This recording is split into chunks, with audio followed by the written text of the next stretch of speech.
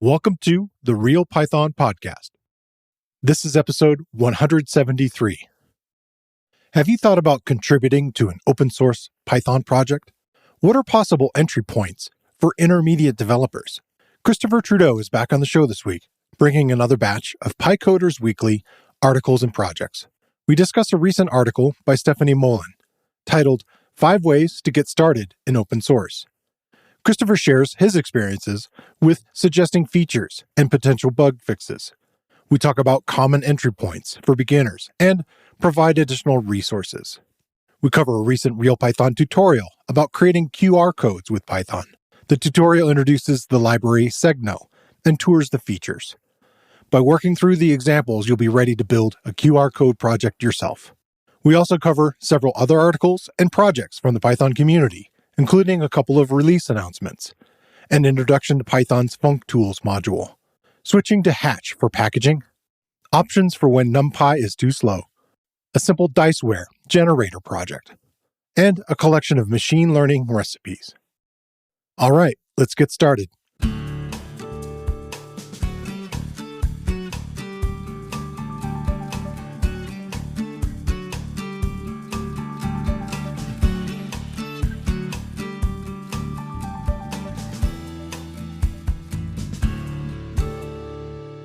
The Real Python Podcast is a weekly conversation about using Python in the real world. My name is Christopher Bailey, your host. Each week, we feature interviews with experts in the community and discussions about the topics, articles, and courses found at realpython.com. After the podcast, join us and learn real-world Python skills with a community of experts at realpython.com. Hey, Christopher, welcome back to the show. Hey there. So we have a kind of a short news roundup, a couple items as we chug toward Python 3.12 coming out. Yeah, a little more variety this time. Start off with the 2023 Django Developer Survey. Every year, the Django community sends this out looking for data on how the framework is used. This year, there's some questions on, the parts of the framework you use most, how and if you containerize, what features you'd like, the usual survey stuff. It's open until October 1st, so if you're a Django person and you want to contribute your private opinion on things, go click the link. Nice. Yeah, as you kind of mentioned that, there's that smell on the horizon. It's a Python release. We're getting really close to 3.12. Yeah. And as a result, just after our last podcast went out, RC2 was spit out into the world. So we should start a countdown or something. Yeah. And of course, the most important of 3.12 is that means we'll have a podcast dedicated to 3.12 because it's all about us. Got to bring Gerarna back on here. Exactly. That's right. Next little bit of news is Pandas 2.1 came out at the end of August. This version continues their move towards PyRO becoming a required dependency as they continue to adjust that framework. There's a bunch of copy on write improvements, a fresh new implementation of the data frame stack method, and a bunch more. So if you do Pandas, go grab the hot new freshness. All right. And then the final bit is almost a little follow-on note. Back in episode 157, we discussed PEP 713. That PEP was proposing to make modules callable. And as you might guess by my use of past tense in that sentence, Yeah. It's been rejected. Okay. So the steering council didn't feel it was compelling enough to include it over the other complications that it would introduce. So we're not going to have callable modules in Python imports. Okay. Yeah. I guess they got to figure out a different way to approach that if that's truly something they want down the road, make it more compelling, I guess. But yeah, it's interesting to watch the process. We've talked about lots of these across the show over the years of things being proposed and then, being rejected. And yeah, and if you're interested on how the sausage gets made, the link is the announcement in a discussion forum. Yeah. And that discussion that is basically the announcement also has a link to the deeper discussion of the council. So you can, if you're interested in how it all works and how they make decisions about this and what they argue about before making a decision, you can drill through and learn. Yeah, I feel like we're going to have a lot of that kind of stuff this week, places for you to dig in and learn way more about a particular area of focus. So that's great. Yeah, dig into the PEPs. My first topic this week is a real Python. I'm not sure if to call it a project or to call it sort of a exploration of a Python package that's out there. It's a new tutorial by author Sarah Hack. She's a new author with us here at Real Python, and it's called Generate Beautiful QR Codes with Python. If anybody was not familiar with QR codes, maybe 2-3 years ago, I think the pandemic has changed that. If anybody's gone to a restaurant, especially in the US, it's been a big shift where basically everything's a scannable thing to bring up a menu on your phone and things like that. So less and less touch surfaces. So QR codes are becoming somewhat ubiquitous. I think it's really odd to see them on a television program, but whatever. It's become so ubiquitous, it's become an attack vector. Yeah, it is. It's always been one, I think. People are printing out stickers to put over the QR codes on the restaurant tables so that what you scan is what they want you to scan and send you off to nefarious places. And of course, restaurants don't understand that's what's going on. Oh, wow. Okay. And if the attack vector is smart enough, they redirect you back to the restaurant afterwards. So yeah, QR codes, fun. Yeah, just tell me the site first. Yeah, interesting. Yeah, like I know on my Apple devices, it'll at least show me the where it's headed to, So I wonder if it's something. Yeah, half the time is the problem is they're often URL shorteners. So it's that it's not branded with the restaurant. I don't know where that's taking me. And yeah, I would like a piece of paper, please. Why? Thanks. Well, would you like a 3-hour lecture on computer security, or would you just like to get me a piece of paper? Yeah. Sure, sir. So this one is talking about a library. It's called Segno, Segno, and it explores the overall library features. I think it's really kind of a cool library to explore because if you were looking to do something more with QR codes and build them, maybe you're looking at making a CLI or maybe explore using it with like a GUI. I feel like this is a great place for somebody to build much bigger project from and explores a lot of those aspects of the whole library and kind of get you familiar with what's happening with it. So with the help of this tutorial, you're going to learn about not only creating the codes for your personal use, but potentially, again, maybe making a project out of it. You start with fundamental stuff, pip installing the library and using it to just create something that says hello world when somebody looks at it. So it doesn't have to always point to a URL. That's probably the most common thing, but it can just display text if you'd like. From there, it goes into how large do you want this thing to be, changing its size. Talks a little bit about the background about QR codes itself, about how these little black and white squares are called modules, I guess. The border around the QR code, they call it the quiet zone, that blank space, and there's ways to adjust that. Also changing the colors within the QR code, not only the whole thing, like its background or the foreground or even different portions of it.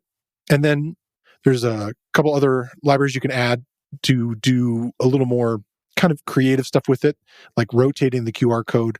And you can import a library called QR Code-Artistic and the Pillow library, which we've talked about on the show a handful of times. And with those there, then this library can take advantage of some additional features for doing things like rotating and adjusting a couple of additional parameters. At the very end of it, you are doing sort of a more advanced thing of creating animated QR codes, which then I haven't ever seen before, but would be a little more interested, like as like an animated GIF that you could put on a website. And in this case, they use this GIF of Kurt Cobain rocking out, and it goes to a link on YouTube of Smells Like Teen Spirit. So I think it's a neat little exploration of this. Again, I think this is a great jumping off point for people who might be interested in creating a project to build their own. The project that I used QR codes with a couple of years ago, I was working on creating a kind of an out in the world scavenger hunt for our family reunion, actually my wife's family. Part of it was you'd have to prove that you'd gotten to a particular location based upon the directions that were given in the scavenger hunt. And so it used your phone kind of like in a style like Pokemon Go or something like that, where you can kind of tell you it's okay, you're headed in this direction, it's over here, and then you're looking for this particular piece of architecture out in the world. And so I was creating little QR codes that people would then scan and put in. So it was fun. So yeah, I like this. I'll include a link to the Segno documentation. It's pretty cool. And again, one of the things that I think it focuses on that's interesting is it also kind of makes these very small QR codes, micro QR codes. And that's partly why it has a whole section on making them larger if you need to print them out and so forth. So what's your first one? My first article is by Florin Dalitz, and it's called An Introduction to Python's functools module. Functools is kind of a dark corner of the standard library, one of those places you don't tend to send beginners, but it has a bunch of stuff that can shorten your code. So why write it yourself if someone else has already made that effort? The common theme of this module is sort of murky. It contains high-order functions and operations on callable objects. And that's a mouthful. It means functions that return and interact with other functions, callables to be perfectly correct. So we talked in episode 125 about LRU cache, which is a decorator which caches the value of your function, which can possibly give you a performance boost, and that's part of functools. So this article is a couple years old, so it's based on Python 3.8, but not much has changed in the library. It's been fairly stable. Still a decent introduction, even though it's a couple years out. It starts out by talking about caching, including the LRU cache thing I just mentioned, as well as something called cached property. This is similar to the property decorator for a class, which makes a method accessible as if it's an attribute. And as you might guess from the name, the cached property version adds caching capabilities. So now your property does a little calculation and it doesn't get run a second time. The cache value gets returned the second time. One of the ones in the article that I hadn't come across before that is something I should really remember is called total ordering. Also a decorator. So you might be familiar with the special methods on a class that get called when you compare two objects. So for example, dunder EQ gets called if you compare two objects with double equals. Well, there are 5 of those, less than equal, greater than equal, and equal. And fully implementing all of them is a bunch of work. So what total ordering does is it's a decorator, meaning you don't have to implement them all. You implement dunder EQ and dunder LT, that's the less than one, and then the decorator figures out how to combine them to supply the rest. And the last one I'm going to talk about is the reduce function. This one isn't a decorator. The idea behind reduce is to express operation equals semantics over an iterable. So you might be already familiar with the sum function, which takes an iterable and returns the sum of its components. In that case, the operator equals semantic that I'm talking about would be addition. So you could implement sum by using reduce, passing in the add operator. So there's actually a function called add in the operator module. So you pass in a reference to that and the iterable of things that you want to sum, and it would return the sum just like calling the sum function. Of course, you're not going to do that because sum already exists, but if you want to do something fancier than just addition, reduce is the way to do it. So for example, if you wanted to do the product of values in an iterable, reduce would be the way. And because it just takes a reference to a function and an iterable, you can hand it your own functions and come up with it. So if you're finding you're doing something like a tight loop with, or equals or and equals or something along those lines, reduce might be an alternative way of doing that in fewer lines of code. Definitely dives into that functional programming stuff. Exactly. Yeah, very much so. And so if you're new to functools, this is a great introduction. It covers 11 of the, I think, 12 that are now in the most recent. So you're getting almost everything, even though this is 3.8 based. And if you're like me and you could just do with a brush up, you might, find something you forgot was in there and, good little read. Great. My next one is a blog post from Oliver Andrich on his site, andrich.me. And it's titled Switching to Hatch. We talk a lot about packaging on the show. I didn't have any experience using Hatch, and so I was kind of interested to see what it was talking about. I wasn't able to dive into a project and get into it so much, but this definitely was written in a really friendly way. I think he's a really good author on this type of topic. It sounds like he likes to share what he's doing as far as not only his personal projects, but what he's trying to apply at work. And it's really engaging. So I kind of like that. Lots of nice little examples of how it's being set up. Oliver's working with lots of different packaging tools over the years, and Poetry was one of the main ones he was using for his projects. Some other additional tools go with it, like the testing tool Tox, which I think you've talked about a little bit. He has been using Poetry for his personal stuff and quite a while and has been loving it. And he has links to other articles where he talks about that. Hatch kind of came along in kind of interesting way. It's very much supported by the Python Packaging Authority. It's one of those sort of official packaging tools. So he noticed there was a lot of buzz in the community and on Mastodon and projects he was familiar with using it. He saw what they were saying and they said, okay, the standard compliance is a little better than Poetry. He likes the metadata and dependency management. And the big thing that people were chiming on about was that it was faster than a lot of these other tools. He works on a tool called Django Tailwind CLI, those have dashes in between it, and decided to use it on that project. And it takes you through the process of isolating the development environments and the default environments with their separate dependencies. So for like testing, he has Django-rich and coverage. So these are things that would need to be installed in that particular environment. But it's kind of nice when you're packaging a tool and trying to make sure all these things work and you don't want, I guess, maybe sort of collisions of different software. If you want to do linting, you might have a separate linting environment or a doc creation environment. And so that's what he's done here is he has a testing environment and it has Django-rich and coverage and a couple other things. He has a linting environment, which has Pyrite, which is a type checking tool, CurlyLint, which I wasn't familiar with, Rough and Black, which we've talked a lot about on the show. And then a doc environment that's using mkdocs-material, which we've talked about on the show also. So he set up those environments with their dependencies, and these individual environments are created. And then I think the feature that was intriguing to me the most was that he can kind of create these sort of pre-written scripts, if you will, for within each environment with sort of common commands that you would type. And so you can type something like test equals, and then what would usually be quite the long string to type into. It's like, Python-m, Django test -- settings, test.settings. That's a lot to type and it's easy to make a little mistake inside there. So he's, by assigning it to test in this example, he's able to just open up this particular environment for testing and run test or test-coverage. Something similar like for his linting environment, run Pyrite or run Black. So I thought that was kind of interesting. And each one of these tools all have different flags and different kinds of things that you might be interested in focusing on. And he prefers this style of working instead of setting up GitHub actions and pre-commit, sort of easier for him to do all this control by running these commands.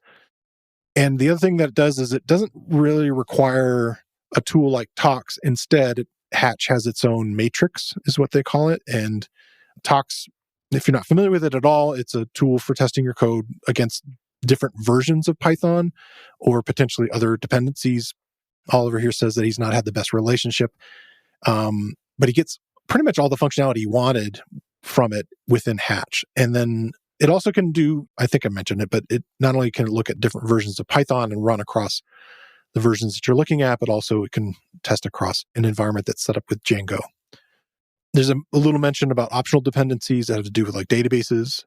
He's not finding everything to be perfect in the program. He's got complaints about some of the documentation, but he shares some links to additional resources that he's found. Especially the Django wiki community seems to have helped him.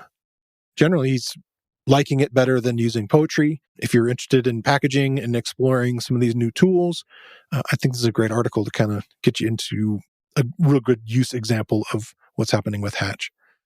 Is it something similar that you were having problems with Tox? Tox is a really, really powerful library, and there's a lot of options. And I use probably 0.5% of it. Okay. I use the basic concepts. And so it really what ends up happening, I find, is I'll run into something and then and because I don't use it often and all I really want to do is build the environment and run the tests, is I'm always having to dig through, how do I do this? How does that work? Whatever. And so the thing I found interesting in the article was because of what Hatch provides, it's sort of a simplified version. Well, it's the simplified 0.5% that I use. So I'm interested in trying it out to see it as a replacement. Yeah. We've talked about Nox before as well, and that the same sort of thing there. I don't think it's quite as powerful as Tox, but because it isn't configuration files and it's just a few lines of Python, I'm like, well, I know how to write a few lines of Python. So I don't want to knock Tox. It's just I need a steak knife and it's a Swiss Army knife, and I can never find the right blade is the problem because I don't use it often enough. Yeah. Yeah, cool. Well, I'll include some links to Hatch also, if you want to explore it a little bit. This week, I want to shine a spotlight on another Real Python video course. It touches on a topic we're discussing this week, coming from the FuncTools library.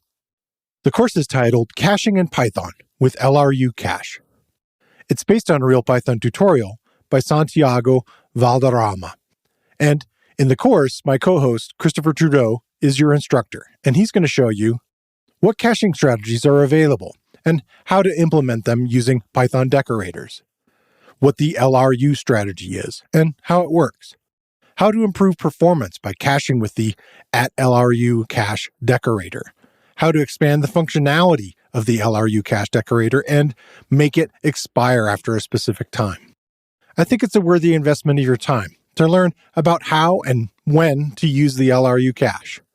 Like most of the video courses on Real Python, the course is broken into easily consumable sections. You get code examples for the techniques shown, and all courses have a transcript, including closed captions. Check out the video course. You can find a link in the show notes, or you can find it using the search tool on realpython.com. What's your next one? So it's been 20 episodes since we covered a post by Itamar Turner-Traore, wow. and I find that a bit surprising. He's definitely been in PyCoders issues more than that, but I guess we just haven't been highlighting anything in the podcast. The article I want to talk about, he wrote a few weeks back, was called When NumPy is Too Slow. Don't take the title the wrong way. This is not a complaint about NumPy. Okay. It's an instructive guide on what to do if, when you use NumPy for your calcs, it's still causing your machine to grind to a halt. And in fact, it starts out by pointing out the fact that NumPy is a lot faster than plain Python, and most of the time that's good enough for what you need. But if you're doing some hardcore number crunching, there's some times where that's still not going to be good enough. And so he runs you through a bunch of different ideas that you can to get it, bump that up to the next performance level. Okay. The article is broken down into 3 parts. And the first part talks about sort of selecting the right kind of algorithm. This is one of those, I find data scientists sometimes have the challenge because oftentimes they haven't come out of a formal CS education. And there's nothing wrong with that. But it means sometimes there's gaps in the knowledge. So you get into things like, the right choice of an order n versus an order n squared algorithm can make a big difference in your performance. And so he's talking a little bit about what that means and how you make sure that you're not, essentially tying your hands behind your back because of the algorithm that you chose. And he doesn't get particularly detailed about this, but order n squared algo, you can fine tune it as much as you like, and the order n algo is going to beat it almost every time, right? So understanding kind of that mechanism and how it impacts your code can make a big difference. The rest of that first section describes the different kinds of bottlenecks that you can run into with NumPy and sort of works as an intro into the next section, which talks about what to do about it. So it's sort of a bit of a deeper dive into NumPy and the kinds of problems you might run into. So section 2 is called Optimizing Your NumPy Code, and he breaks this down into a few different parts. How to rewrite your code to use NumPy better. So if you're writing too much Python and there's some things in that where a NumPy call would help, then obviously NumPy is going to be faster because underneath it's a compiled C language. Similarly, there are other libraries that you might want to combine with NumPy, like SciPy. And again, this is to get away from using the native Python. And then there's some crazier options like recompiling NumPy specifically for your machine. So it turns out that there's a thing in your CPU, in most CPUs, called SIMD instructions, and that's a CPU instruction that can work on multiple chunks of data at a time. So it's sort of a way of doing calculations on vectors and things like that. And NumPy uses some libraries to try and understand what platform you're on and use the right SIMD instructions. But there's varying degrees of excellence with that. And so there's a chance that with a good compiler, that compiling it specifically for your machine might actually improve the performance because it'll map to the right instructions rather than using the more generic ones. He doesn't get into it in the article, but there's also an advanced section on NumPy's install documentation that talks about your choice of compile dependencies. So NumPy uses one of two libraries, either the Intel MKL or the OpenBLAS. And these are libraries that implement the underlying linear algebra functions. And they both have different performance characteristics, both on how big they are, how fast they are. So if you're recompiling NumPy and tweaking down at this level, make sure that you use the package that's best for your platform, and you might actually see performance differences. The next two options that he talks about are moving away from compiling NumPy and starting to sort of think about the Python side of things. And both of these are JIT mechanisms, and that's just in time. So JAX is a high-performance computing library, and it's got a just-in-time decorator. So essentially you install JAX, and then you wrap your function with this little decorator, and it'll apply just-in-time tuning to your code. And a similar alternative is Numba. So essentially this is sort of moving away from fixing the NumPy part and now moving to fixing your Python part. And then the last section, which is rather short, essentially says, or you could add parallelism for your code. And of course, there's a reason this is last. That has its own complications. But if you're still stuck, then that might be something to consider. So another great article from Itamar. And if you do a lot of NumPy work, it's definitely worth the read, even just to better understand what the platform's limits are and how to think about the problem so you aren't tying one hand behind your back as you write your code. Nice. Yeah. And be able to spot when these things are kind of coming up. Exactly. Yeah. Well, I think that takes us into our discussion this week. This discussion is based on a Medium article by Stephanie Mullen, who I hope to have on the show sometime this fall. We talked at PyCon, and we've kind of been going back and forth as far as trying to set up a date. And looks like maybe later this fall we'll have her come on.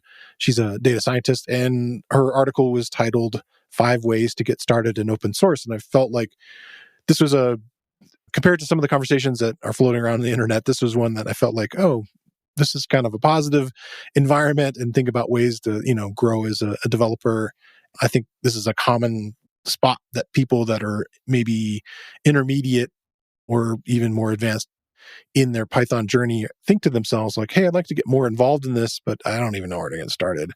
And so the first suggestion that she had was about brainstorming a couple of potential projects that you'd like to contribute to. I've had a bunch of authors or projects on the show talk about the types of help that they would like and how you could ask if you'd like to be a contributor to them. But one of the ways that I thought was a really good spot that might fit a lot of users is if you are interested in just beginning on this journey, a conference is a good place to start in participating in the sprints that they very often have, usually at the end of a conference. Way back in episode number 8, I had Tanya Allard on, and she talked about mentored sprints for diverse beginners. And this was back kind of addressing PyCon 2020 when we were going fully remote. And a lot of sprints are still doing a half and half kind of thing. Not all of them, but some are still able to do remote stuff. So that might be still an option if you aren't able to travel to some of these places. But I've mentioned PyCascades on the show a bunch, and I've mentioned PyCon on the show a bunch. I haven't been focusing on all the stuff that happens in Europe over the summer, but there's a bunch of really interesting things, especially for the data science people there, EuroSciPy and the Django events and so forth. So there's a bunch of conferences and projects. Like if you're interested in, let's say you have an open source project, this is kind of addressing a completely different audience, and you're looking for new contributors, PyCon's sprint page has a really great link to this thing that's called the In-Person Event Handbook. This is generally for open source events. It's actually really well documented thing that's helping you kind of get an idea of like, well, how can I prepare my project and put a bunch of opening spots for people to be able to contribute into it and be able to control that whole process, which I thought was really neat. Several of our team members from RealPython have done this. Right off the top of my head, I can think of Gerarna and Martin, even just this last year at PyCon 2023, got involved with some of the in-person sprints. So the next one that she suggests that is probably the most common thing I've had guests suggest to me is where people could get started was to contribute examples to the project documentation or just to generally work on the documentation. So yeah, they're looking for code samples or examples or templates and things like that.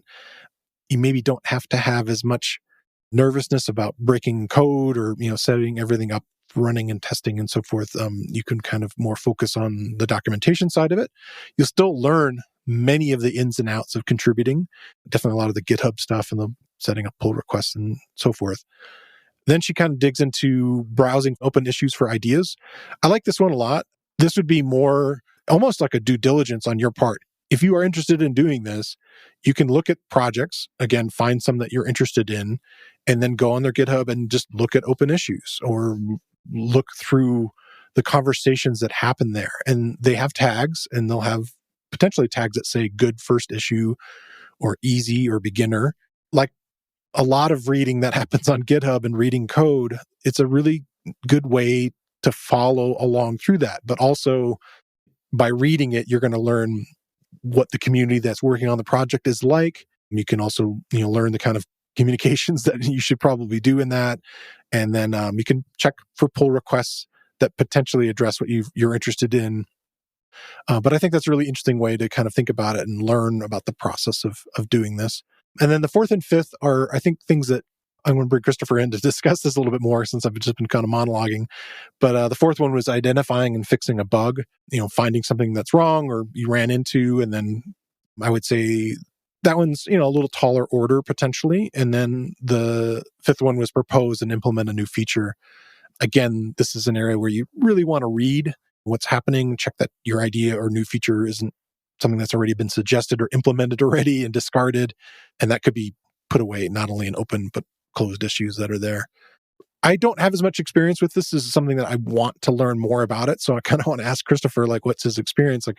Before we get into number 4 and number 5 there, have you ever been involved in sprints? I haven't done a sprint at a conference, but I could definitely see the value. In my professional career, I've seen the value of paired programming from a knowledge transfer perspective. And essentially, this is a short-term version of that with a specific topic. So I could see that being very, very helpful. Yeah. There's a social aspect to all of this, right? So there's different reasons for contributing. There's, I want to learn more. Yeah. There's, I like this project and I want to give back to the project. There's, for me, I've used it several times where it's like this, this covers 80% of my problem. And so I just, if it had this feature, so that then you're sort of scratching your own itch. And then there's the resume building aspect as well. So something like a sprint can be really, really helpful for a couple of those, because not only are you going to learn some more and you've got the experts beside you, but you also have that aspect of you're getting FaceTime with people who do this. Yeah. So if you have a question in a forum, it's more likely to get answered because they remember who you are and you were helpful. Right. Or if you're proposing a new feature and instead of getting the immediate no, there's no need for that, you might get the how do you plan on using this conversation again, because you've created that sort of social connection that happens to it. So whether it's the sprints themselves or even I find also with the bug fixes, right? So there've been a couple times where there's been some itch I want to scratch, or there's a new project I want to build and there's a framework that I'm thinking, I want to build something using this framework. I'll go in and look for a bug on the framework and commit something to it, because before I actually go off and use the framework hardcore, because fixing the bug helps me understand how the framework works better. I'm digging into the internals a little bit to fix the bug. As I said, it establishes a relationship with the maintainers. So when you go and it turns into, hey, I need this other feature so I can use it, or I have a question, there's that social currency happens that you're creating a relationship there. So yeah, so there's all sorts of kind of reasons and drivers behind this kind of thing. Yeah. So in your experience, you've done a little bit more of like identifying and potentially fixing a bug. What was your experience with that? It varies widely from project to project and maintainer to maintainer. Okay. Turns out people are different. Weird. The challenge you'll have sometimes with fixing a bug, particularly for larger libraries, is they're often maintained for like multiple environments. Yeah.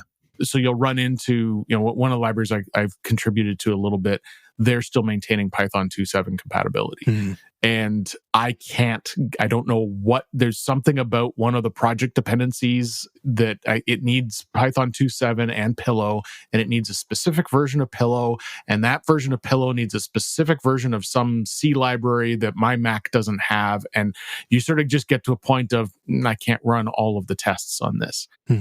And so that can be a bit of a blocker. And again, that's where it can be helpful to have had a conversation with the maintainer first, right? So in that case, with that particular project, because I fixed a couple bugs before, I can go, I'm confident this isn't going to break that. I'm confident like these other Python 2.7 tests still pass, but that one doesn't. But that's because of my dependency problem. Can you double check this on your machine? And because I'm submitting a fix, I've submitted fixes before, there's a trust thing a little bit there, then they'll go, oh yeah, no problem, they'll run it. Whereas if you come as a newbie and basically you're saying, well, I don't like to use Travis and you use Travis, but I'm going to do it my way. Well, that's not going to go over well, right? So yeah. And that, unfortunately, that's the challenge with this stuff, right? Like, is the bigger and more interesting projects, the higher the level of the bar of getting it to run on your machine. Yeah, that's true. And it complicates it, unfortunately. Yeah, that's what I think. Like for some of the larger projects where they've kind of got everything set up in the Sprint environment, that's maybe a better environment for you because they're going to have people there helping you and sort of confirming things and sort of have, I don't know, I want to call them entry points. Like these are the areas that we're looking for help in, and it maybe isn't going to be as clunky as you trying to stand up all the stuff on your machine. Yeah, and some of that is changing as well, right? So with increasing with things like the use of things like the GitHub Actions, increasingly a lot of that testing is happening on the server. So you can run the local and go, okay, I've got 3.11, I'll run the 3.11 test. I haven't broken it, so I'm not submitting something that is garbage. And then you put in the fork and put in your PR, and then the PR will go and run the process in the background, and it'll spit something out and go, hey, this didn't pass in Python 2.7. And so you can go in and change your code, and it lengthens the circle for fixing it because you're going up to the server and round again. But as things become more and more cloudified about this stuff, that environment thing has been set up by somebody else. It becomes less of a problem. That's nice. Yeah. And so your experience, probably the most of it has been proposing or implementing a new feature. Is that kind of the main experiences you've had lately? Yeah, I think most of the time it's I've got an itch I need to scratch. The one that was simpler than that, I think I've told this story before, but I was doing some work with Django Ninja. Yeah. Didn't know how to do something. Like it felt like it was something that I should be able to do. And so I submitted an issue request. Like they used the bug tracker for their Q&A as well. And so I just sort of said, hey, is this possible? How would I do it? And they replied back, yep, here it is, and a little code snippet. I'm like, oh, I know exactly where in the documentation that should go. And I said, hey, I'm willing to do the work on putting that into your docs. Can I take that answer and put it in your docs? And like, oh yeah, of course. So, fork the repo, add 3 sentences and an example into the documentation. And if I've got the question, somebody else might have had the question, right? So that one, and again, like you don't even have to run the tests at that point because you're only touching the markdown files or whatever, right? So I've had a couple situations like that, but most of the time, because I'm a relatively experienced developer, I'm not doing it to learn more about software. I'm doing it because I'm trying to solve a problem. Right. So you got something blocking you, actually. Yeah. My experience is I could write this from scratch, or that library does most of it. So, and depending on the library, I might be able to, build a little plugin or something, right? So one of the tools I'm building right now, the library I'm using is TUI library, and I needed a new widget. I built the new widget, and I fired it off to the maintainer and basically said, look, this code exists. Yeah. If you would like it in the library, I'm happy to do a PR. If you don't want it in the library, don't worry about it. And because I needed to write the code either way, right? And it turned out, of the two things I had done, the one he was like, oh yeah, that's great, let's add that. And the other one he was like, I'll think about it. And I haven't heard back. So the answer was no, essentially, right? So yeah, but again, that's coming very much from I'm trying to solve certain kinds of problems. If you're coming at it from I want to learn more about software, I think you're better off looking at things like what are the open bugs, and going down that path and contributing that way. The other aspect of it too, and this again comes back to the sort of that social societal contract thing, is the resume building aspect, right? So it looks really, really good on a resume to be able to say, I contributed to Django, because everyone knows what Django is, right?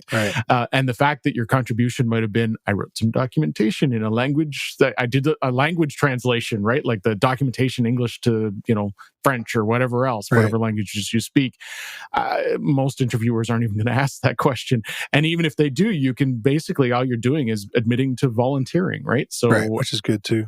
There's value in that kind of stuff as well. So there's all sorts of reasons to do these kinds of things. Yeah, Stephanie provides a couple other resources in it, which I think is great, along with the sprints that we mentioned, and potentially browsing projects and looking for open issues and things like that. She mentions Hacktoberfest, which is a GitHub kind of thing during the month of October, where a lot of open source projects sort of list what they want. If you're looking to see the types of projects that do this sort of like open call to people, I'll include the link from PyCon 2023, and you can see the different projects there. And then I'll include the link for the Hacktoberfest thing, since it's coming up soon, if you're interested in digging into that this fall. Is there anything else you wanted to mention about contributing? Yeah, just one other small piece of advice, which is, even if you are an experienced developer, small features before big features. Yeah. Get used to it. Yeah, learn the workflow. Yeah, well, and part of it's also, it's kind of like a job interview, right? Like the employer wants to know whether or not they want to hire you, but you also want to figure out whether or not you want to work for the employer. There are projects that are harder to contribute to. There are projects where the bar is higher. There's all that. There's, again, people are complicated, right? So do something small, whether it's a bug fix or a small feature, and see how it goes. And, your time is definitely going to be valuable to somebody. And if you happen to hit one of those projects where they're not as welcoming, don't spend 6 months of your life building something that it turns out that they don't want, right? So do some little thing, see how it works, see how it's responded to, and then add on to it or find somewhere else to contribute. Cool. All right. Well, that takes us very conveniently into projects. Do you want to go first on this one? Sure. Okay. Yeah. My project this week is the essence of simplicity. It's called No Dice CLI, and it's by GitHub user AV Nigo. totally guessing as to where to put the spaces in that. So if you're familiar with the XKCD Comet Correct Horse battery staple, this is a tool that makes those. And if you're not familiar with that comic or don't know what XKCD is, you probably think I'm having a stroke. What the comic points out is that stringing random words together often has more entropy than weird gibberish things we use for passwords. Yeah. And of course, more entropy is better. Makes your password harder to guess. There are some flaws to his logic because he's assuming your TAC is treating each letter as a separate item rather than permuting a dictionary, but let's not get into that. So what No Dice does is generate these kinds of word salad strings. So after I pip installed it and ran it for the first time, I got outflank, dueler, overripe, blip gossip. As if there's any other kind of gossip than overripe blip gossip. Yeah. I always feel it's overripe. The tool takes all sorts of options. You can specify your own list of words, you can add delimiters between the words. The output of the word list can actually be the number of the word in the list, so that if you want to write software that translates it or pulls it out or whatever, it isn't just the words themselves. You can affect how the randomness is done. And you can even, instead of saying, I want 5 words, you can say, I want this much entropy, and it will spit out the right number of words to do that. So nice. Fun little tool to play with. And I think I'll wrap this up with a direct quote from the documentation. Anybody desecrate battalion agility skid. So there you go. Yeah. Yeah, it's kind of weird. Those things are always much easier to remember. I know that's a common thing for the company 1Password. All right. Well, my project, the title is ML Recipes, Collection of Machine Learning Recipes, and it's a GitHub repo by Nicolas Rougier, a researcher. He's a team leader at the Institute of Neurodegenerative Diseases in Bordeaux, France. And it's a collection of standalone Python examples, machine learning algorithms. His suggestion on there is run a specific recipe to see its usage and its results, and feel free to contribute your own examples. The recipe should be fairly small. All these examples are fairly small, including their usage. I think is a great place to kind of dig into this stuff if you're interested in learning a little bit more of it. For each one of them, he has a link to sort of explain generally what they're about, like a multi-arm bandit or MAB. It links to the Wikipedia explaining that type of algorithm. And he has versions of it, epsilon greedy, softmax, Thompson sampling, upper confidence bound, has examples of artificial neural networks with about 6 or 7 different ones.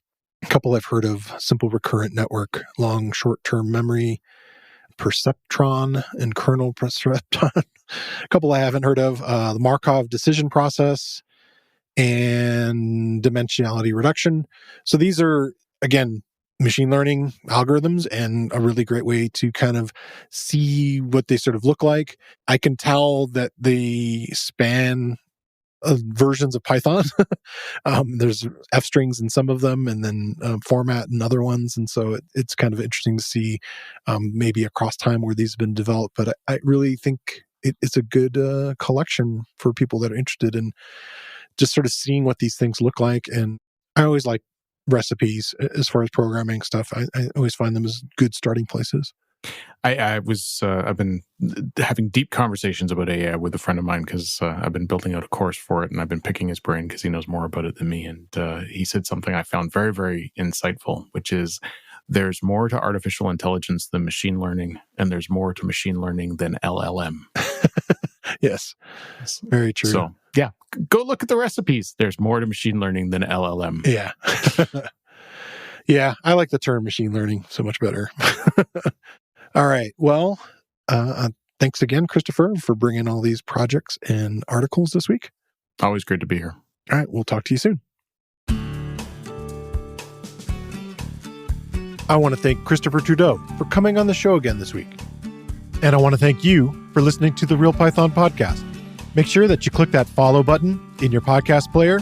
And if you see a subscribe button somewhere, remember that the Real Python podcast is free. If you like the show, please leave us a review. You can find show notes with links to all the topics we spoke about inside your podcast player or at realpython.com/podcast. And while you're there, you can leave us a question or a topic idea. I've been your host, Christopher Bailey, and look forward to talking to you soon.